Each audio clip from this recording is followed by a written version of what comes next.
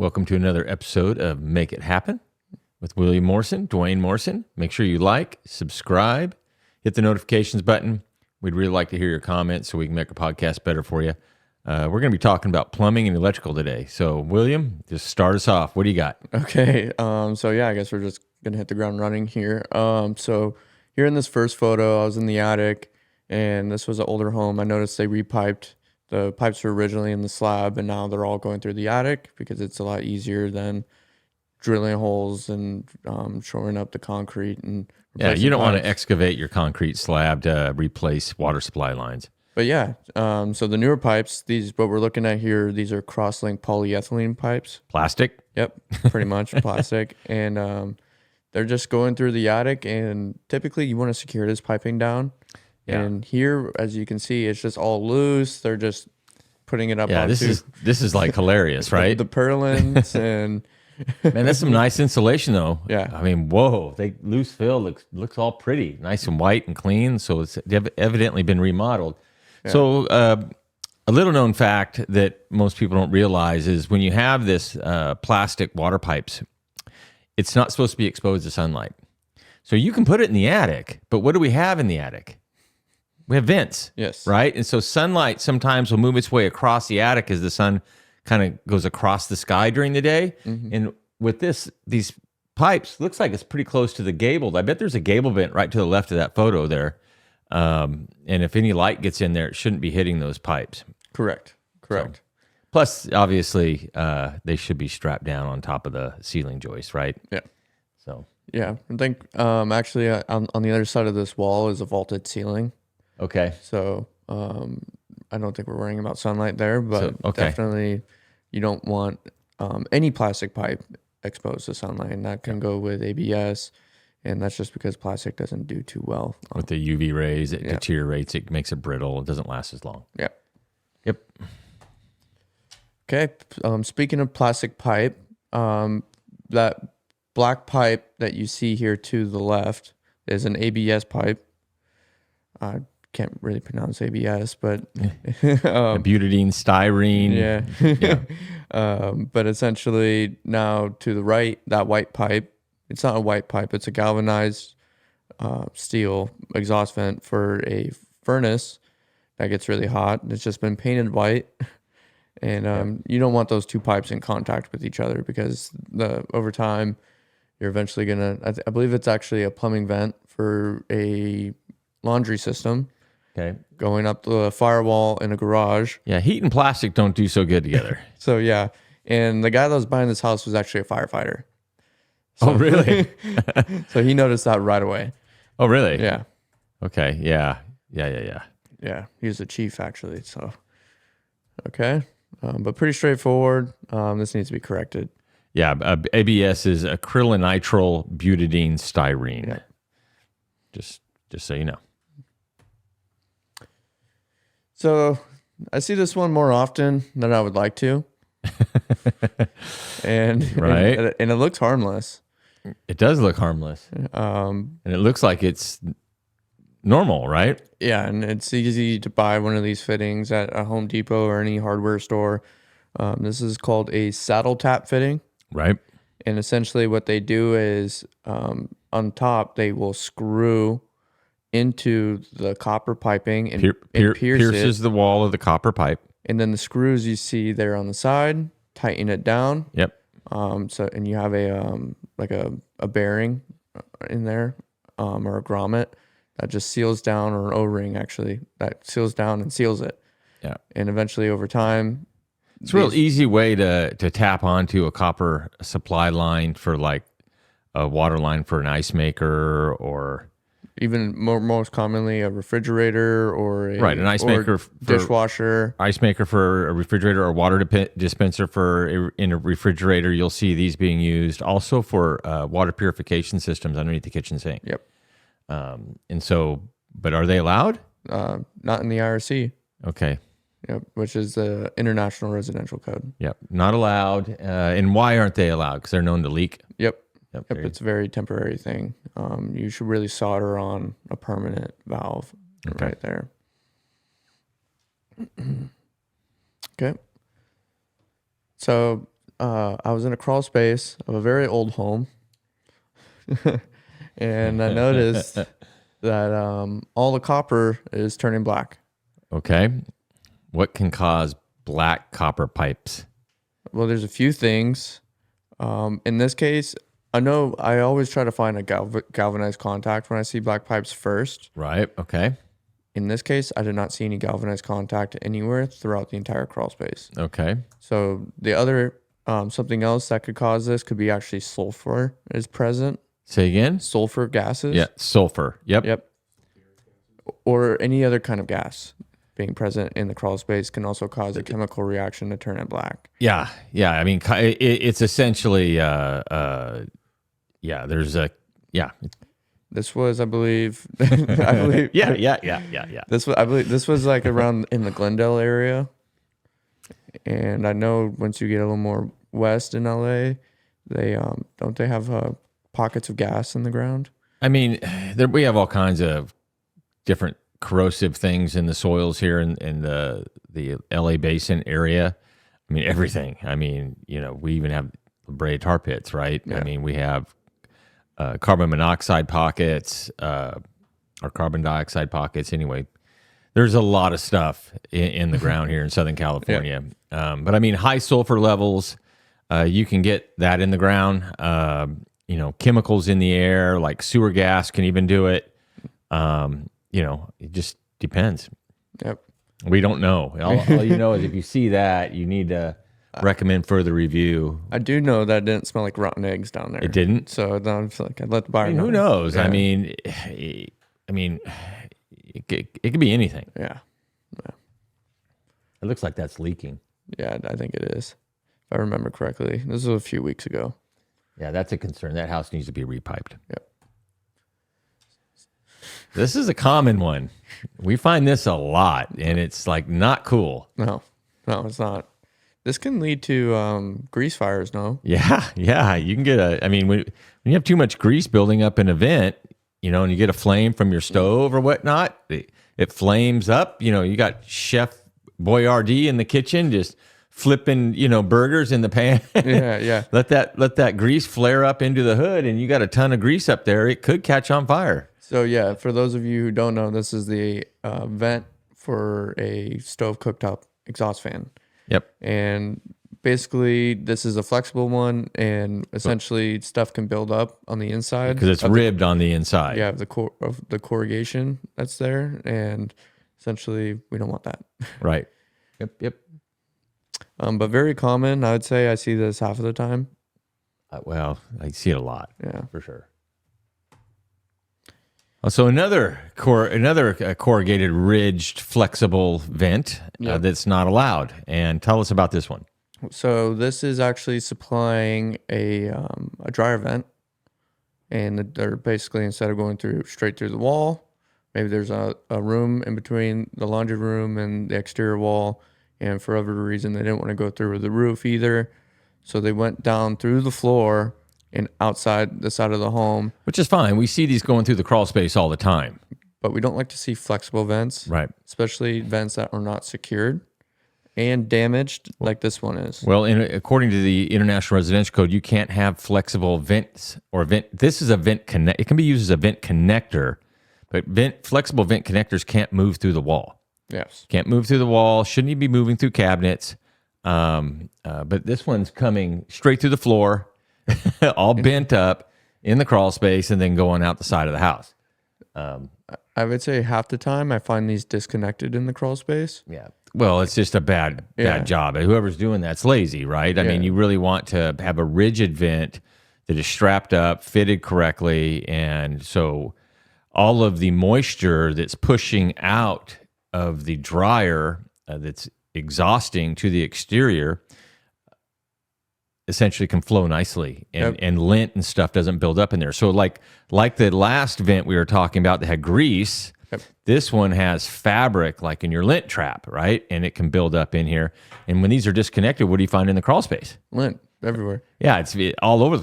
I've seen 2 or 3 foot piles of lint. I know you were a firefighter, and we have firefighters as friends, and lint fires are the number one cause of house fires. Are they really? Dryer lint. Oh, so that's the first I've heard of that. Who Yeah. told you that? Scott Burnside. Did he really? Yes. Okay. Well, He said most of his he was a calls- captain. Yeah. See, I didn't even know that. But I tell you what, I have been to a house fire that was caused by lint. So there you go. Yeah. Yeah. And then, we don't want it more than 6 feet. And yeah, this is just wrong. Yeah.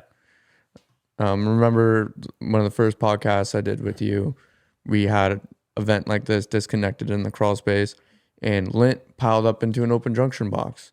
Oh, all that's up right. on the live wiring. Yeah. I mean, and you look here, you see the spider webs, you can see the lint building up on those spider webs. Yep. So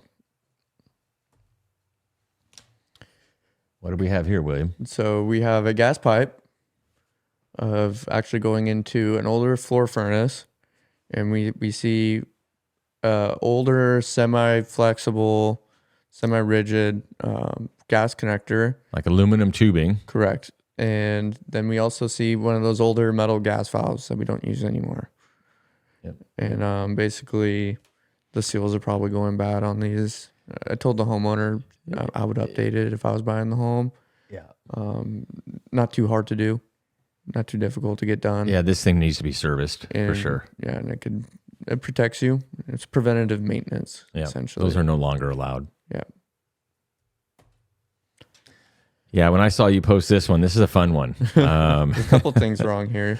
Definitely don't want to live in this house with this bathtub. This is a brand new constructed condo, by the way. Is it really? Brand new, never lived in. Yep. Should never pass on the home inspection because this one could save your life. Yep. So the first thing, since we're talking about plumbing still, I wanted to make note of is I thought it was really interesting how they you have a tub there. You can't really tell. There's no shower head above the tub. Yeah, I noticed that. And There's then no diverter valve. And then to the right is actually where you have the shower, and those are the shower glass door panels and wall panels. And essentially, there's no way to turn on the tub without getting into the tub. I know. Is an inspector, isn't that annoying? Well, I'm just surprised that the architect who designed it was a beautiful home. It was really beautiful, really done well. I can't believe they designed this master bathroom like this. Yeah. And thought that would be okay. Yeah. Well, yeah. So what's the most dangerous thing going on here? Well, give or take, I mean, you could easily slip getting into this tub, trying Right. to turn it on. Yep. And then hit your head or whatnot. And then other than that, there's no really railing at least to hold on to when you get into the tub to do that. Are you just leaving me hanging here? I mean, that's the most dangerous thing in there is you have an outlet in the tub. I know, I'm just leading to that, but yeah. I mean, what's your deal? Yeah, and then you have That's the outlet there in the insane. tub. It's like, okay, let's plug in our phone and just lay in the tub. This is great. You know? Yeah, new High voltage. See, people don't realize these outlets are high. That's high voltage. Mm-hmm. They're, 110. Just because it's GFI protected. 110, 240 volts. I mean, maybe you only pulling 3 amps out of it, but these things will go up to 15 amps. Yep. But yeah, even though it's GFI protected, those GFIs are defective sometimes, and they do break and don't work sometimes over time as well. So I was really also shocked to see that on a newly constructed home. What are you talking about railing? Why do you need railing? If you're trying to get in, I mean, come on. Maybe handicap but yeah, I know. or a senior, but I mean, come on, will you? All right. Railing to get in the bathtub. This one you do. If you need railing to get in the bathtub, you need to get You need to get one of those walk-in tubs. Okay. All right. So now we're moving on to electrical. All right, finally. So I noticed this home was actually built in the 70s, and whenever I inspect a home built in the 70s, and I open up the electrical panel, I always look for aluminum wiring. Right. And you should. And that's and there was a shortage of copper during that time, and that's why they used the aluminum. I mean, due to the Korean and the Vietnam Wars, we did have a shortage of copper because of all of the copper casings that were being made for tanks and for weapons usage. And there was also a housing boom during those times, and so copper was in high demand. Yeah.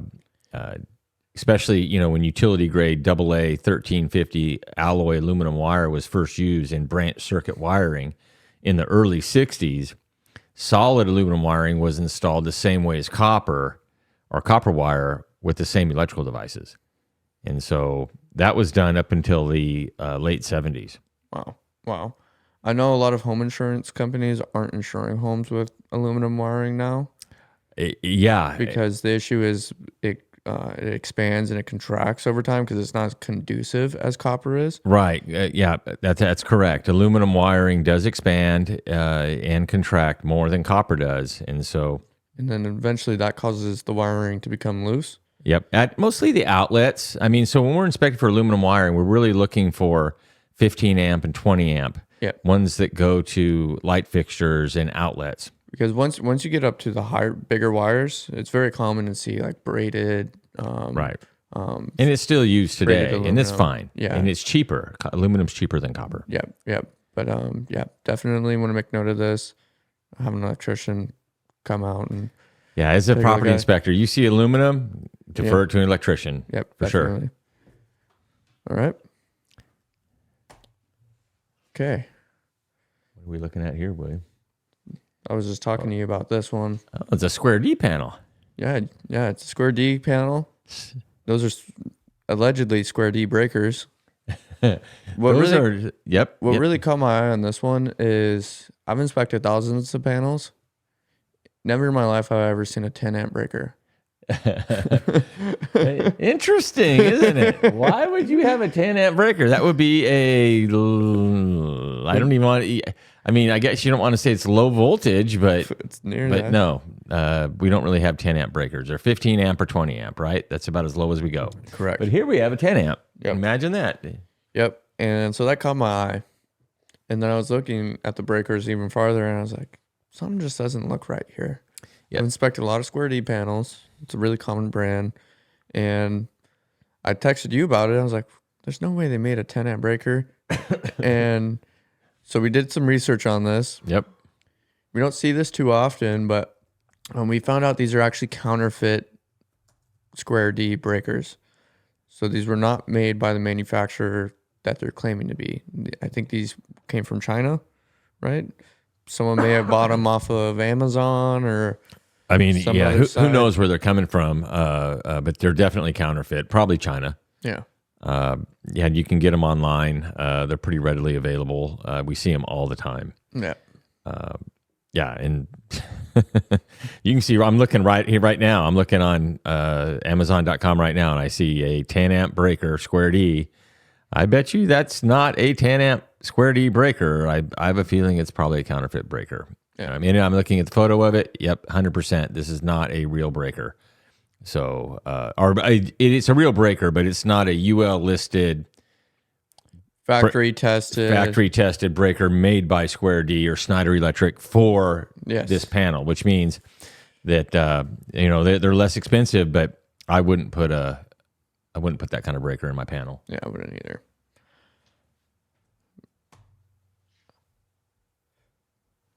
Okay. So I think this is the last isn't that one. Nice? That looks like a cool pool, man. They got a party house right there, William. Yep, it is. Ooh, I wish I could have got a bigger on the angle wall. on it and got more of the backyard in the view. Look at that. Look at those. They got those nice lighting over the pool. We can have a party at night. Yep. Hey. Yeah. But one thing you never want to miss what's going on here. And essentially, what I was calling out is the service lines going over the pool where the electrical is coming into the house. Yeah, that's high voltage wiring. Yep.